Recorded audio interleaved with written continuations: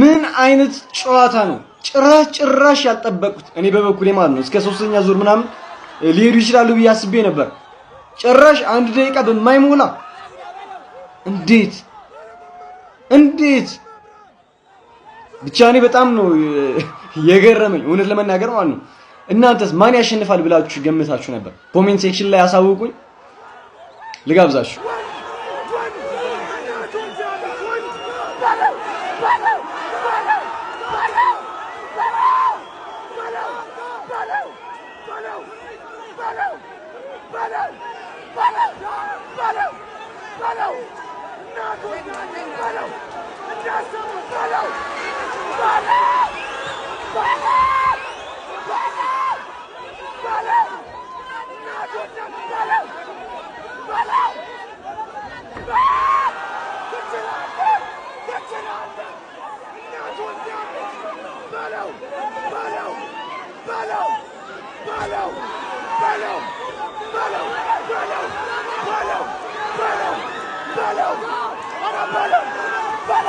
Balão!